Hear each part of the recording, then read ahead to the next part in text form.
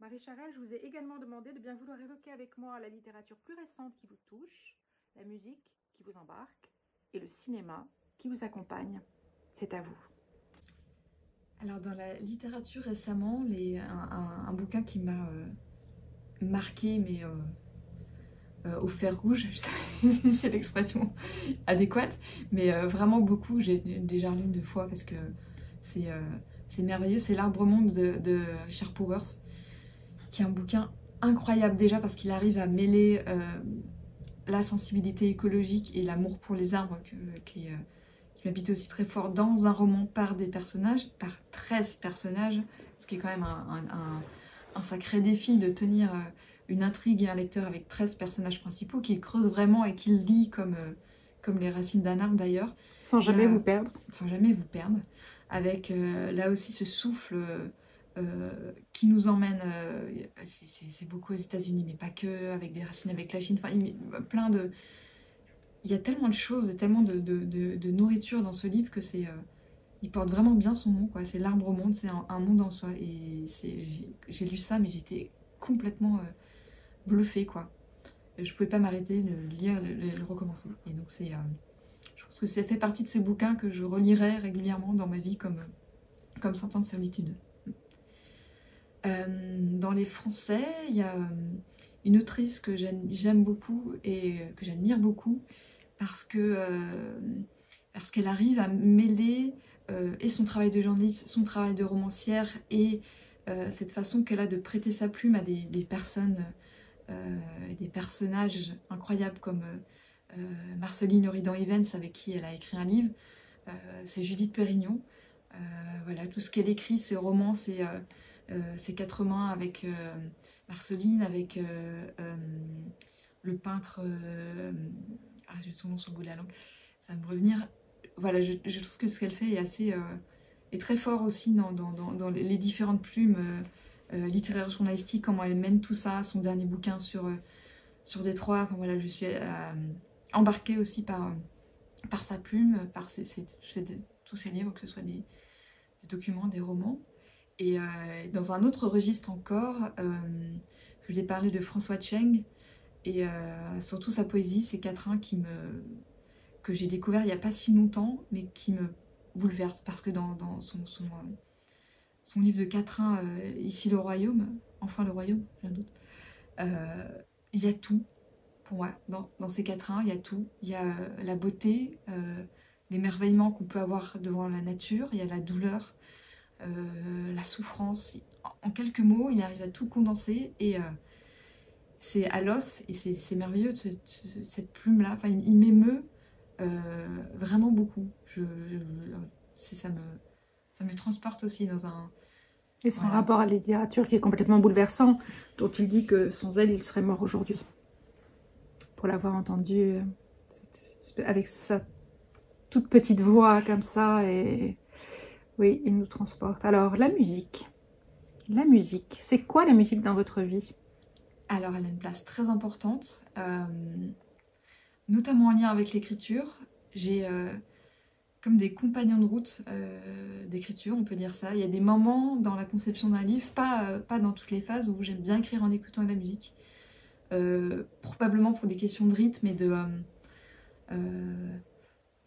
ouais, le rythme, d'être porté par un élan, des moments d'élan où j'ai besoin d'être dans la musique. Je crois que la musique m'aide aussi à couper avec ce moment de coupure entre le quotidien, la vie au journal et le moment d'écriture. Ça m'aide à switcher, à changer de mode. Je pense qu'il y a de ça aussi.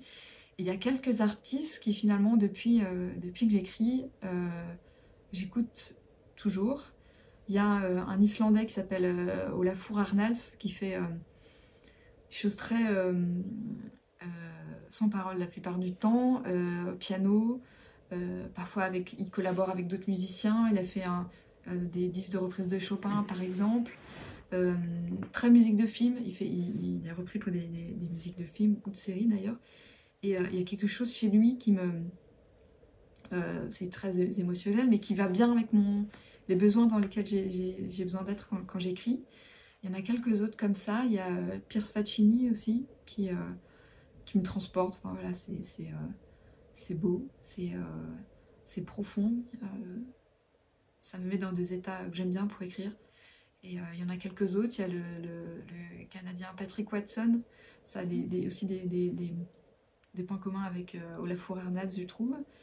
Et régulièrement aussi Erik Satie, parce que voilà, ça c'est Erik Satie, Debussy, voilà, c'est dans les classiques qui me font du bien. Mais c'est vrai que j'ai besoin de musique pour l'écriture, indépendamment de ce que j'écoute pour me vider la tête. Mais en tout cas, ces musiciens-là, c'est vraiment des compagnons de route pour moi.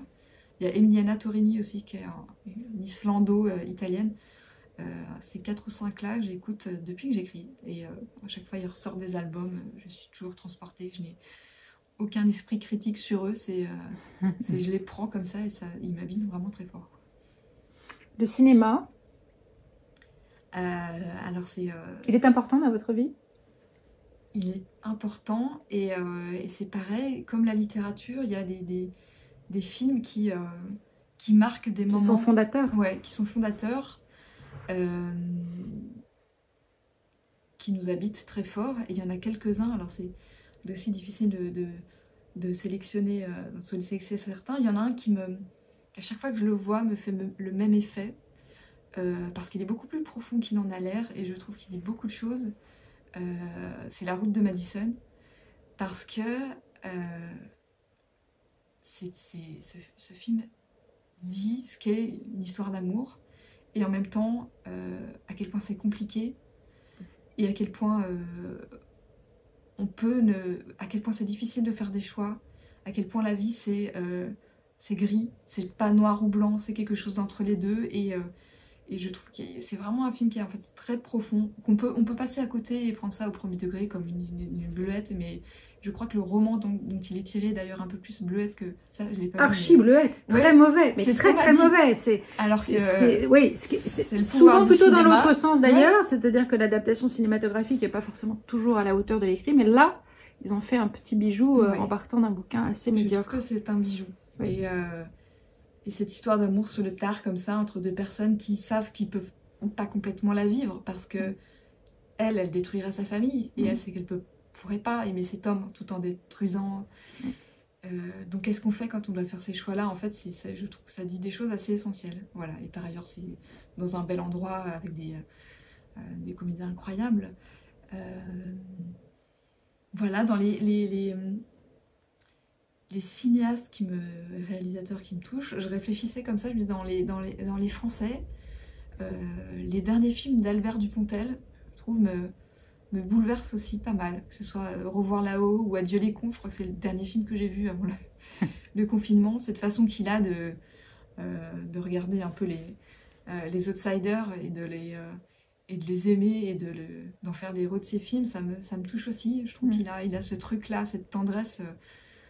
Et dans Revoir là-haut, ce qu'il a fait du bouquin de Pierre Lemaître, c'était déjà extraordinaire en soi. Et le film, je trouve, lui rend vraiment hommage. Oui. Là, pour le coup, je trouve que c'est une adaptation réussie. Ce qu'il fait avec les masques, c'est un archi sensible. Ouais. Et ça, pareil, ça me... dans Adieu les cons, moi j'ai pleuré, quoi. Ne serait-ce que la scène où ils vont voir le gars dans les archives qu'on a mis à la cave parce qu'il est aveugle, on les a noirs. Enfin, c'est des choses, voilà, c'est à la fois de la comédie et c'est très très fort, quoi. Je trouve cette façon de regarder. J'ai oublié les autres films que j'avais en tête. J'aime bien Tarantino pour son côté violence cathartique. Ça me parle beaucoup. Ces moments d'explosion de violence qu'on pourrait prendre comme un peu gratuites, mais qui, je trouve, sont assez vraiment cathartiques, quoi. Je trouve ce moment dans ces films, que ce soit même les petits films comme comment ça s'appelle, Boulevard de la mort, où ça parlait de l'hémoglobine partout. Je trouve qu'il y a quand même un truc que j'aime bien. Ouais, et puis il y a ce côté hyper référencé qui me parle beaucoup aussi. Enfin, moi, ça m'amuse et ça me touche aussi, quoi, dans un registre évidemment complètement différent. Et dans les autres films que j'avais en tête, il y a le cinéma de Ronnie Telkabetz, qui n'est plus là, et c'est une grande douleur parce que pareil, tout ce qu'elle faisait comme comédienne, comme réalisatrice, la façon de parler de la place des femmes, de la culture, de de son pays, de la France, c'était très très fort. Et c'est vraiment très dur de savoir qu'elle soit plus là, quoi, parce qu'elle est partie trop vite. Il y avait beaucoup de choses.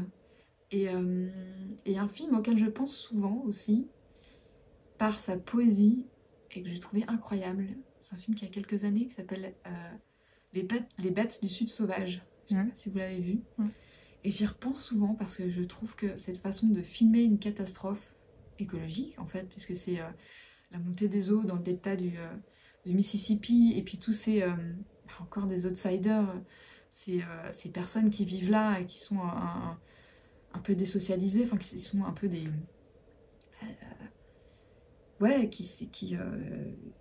qui sont à côté, quoi, et qui se retrouvent prises par la montée des eaux et vues par une petite fille avec son imaginaire qui se plaque là-dessus. Ça me touche beaucoup aussi. Des séries? Une série? Oh là, les séries, il faut pas... Il y en a une. Il y en a tellement. Je suis une grosse consommatrice de séries, c'est terrible. C'est une addiction terrible. C'est pas toujours terrible, il y en a non, de et très, je regarde aussi belles. des très mauvaises, je regarde des très belles, je regarde beaucoup trop. Mais on a le droit de revendiquer son mauvais goût une fois de temps en temps. Une fois de temps en temps. Mais oui. Une série un peu fleur bleue comme ça fait du bien aussi. Et j'essaye de... Il y a une série qui m'a touchée aussi parce qu'il y a... si on la prend au premier degré, je pense qu'on peut passer à côté. Mais j'y repense aussi souvent, c'est Penny Dreadful avec Eva Green, qui est là une série fantastique. Et je me rappelle d'avoir vu le premier épisode, je me dis mais qu'est-ce que c'est que ce truc, mais c'est complètement ridicule. Il mélange tout, ça va me plaire. Et puis en fait j'ai été happée par ça, et plus j'ai regardé cette série, et plus c'est une série qui en fait parle de la solitude et de la poésie. Et donc c'est une série qui se passe au 19e siècle anglais avec des vampires. Il y a Dorian Gray, il y a Frankenstein, une espèce de sauce, mais tous les personnages sont extrêmement seuls. Il y a une des créatures de Frankenstein qui est un personnage incroyable parce qu'il est, comme on l'imagine, un peu défiguré, mais il est touché par le théâtre, il est touché par la poésie, il est par ailleurs assez cruel, mais il y a... Et par ailleurs, dans la série en VO, il y a la langue est très belle, et le personnage d'Eva Green, qui est par ailleurs une comédienne que j'aime beaucoup par ses choix de rôle, et dans cette série, elle passe de la laideur à la beauté très vite, et ouais, c'est une série sur la solitude, je trouve, qui m'a touchée, et qui par ailleurs m'a fait aussi, je trouve, fait voyager, quoi.